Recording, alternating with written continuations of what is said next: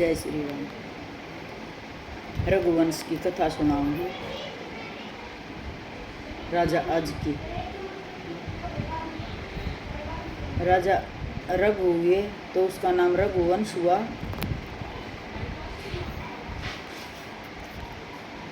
राजा रघु के पुत्र का नाम अज था। अज बहुत प्रतापी और साहसी राजा था और बहुत नेक दिल था। अपनी प्रजा से बहुत प्रेम करता था। भोजराज की बहन इंदुमती से उसका विवाह हुआ। विवाह स्वयंवर रचा करते पहला स्वयंवर हुआ। स्वयंवर के में राजकुमारी इंदुमती ने राजा अज को ही चुना और वह लेकर अपनी राजधानी लौट रहा था और राजाओं ने उसका रास्ता रोका और रास्ते में युद्ध हुआ।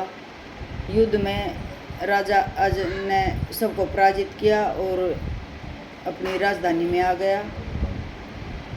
वहाँ राजा रघु ने उसके पिता ने मतलब उसका स्वागत किया और फिर उसको राजपाट सौंपा। एक दिन वह ऐसे ही घूमते घूमते नर्मदा नदी के तट पर अपना डेरा डाले हुए था राजा अज। तो वहाँ पर उसने एक हाथी उधर से एक हाथी गुजर रहा था चिंगाड़ता हुआ। उसने देखा तो उसने तीर कमान उठाकर उसके मस्तक पर तीर लगाया तो वह एक सुंदर राजकुमार के रूप में उसका शरीर परिवर्तित हो गया। राजा रघु उससे कहा, आपने मुझ पर बहुत उपकार किया है और मैं अपने शरीर में वापस लौट आया। तो राजा से फिर उसने अपनी कथा सुनाई। मतंग ऋषि के आश्रम में मैंने उद्यम मचाया था। मैं गंधर्व कुमार हूँ और राजा ऋषि मतंग ने मुझे श्राप दिया था, इसलिए मेरा ये रूप बन गया था। और उसने कहा था जब मैंने उससे समायाचना मांगी तो रघुवंशी राजा अज राजकुमार अज जब आपको परबाण चलाएगा तो आप अपने शरीर में वापस लौट आएंगे। तो गंधर्व कुमार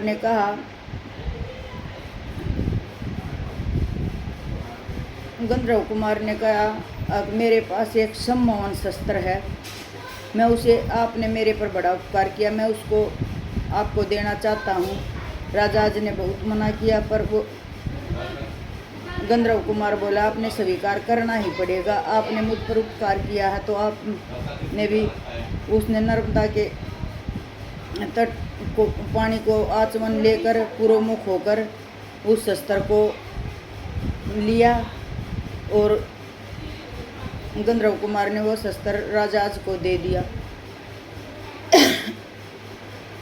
राजा अज और इंदुमती से एक पुत्र हुआ जिसका नाम दशरथ था और दोनों अपने जीवन में खुशहाल थे। इंदुमती का देहांत पहला हो गया था और राजा अज इंदुमती के मरने के बाद 18 साल तक जीवित रहे और अपने बेटे को राजपाट सौंपकर जब वे वन में जा रहे थे तो फिर मतलब उसकी तबीयत खराब हो गई और जाने नहीं दिया। उसके पुत्र ने इंदुमती के 18 वर्षों के बाद उसका भी देहांत हो गया। ये राजा अज की कथा थी। राजा अज राजा दशरथ के पिता। जय श्री राम। कथा अच्छी लगे तो लाइक करना, सब्सक्राइब करना, शेयर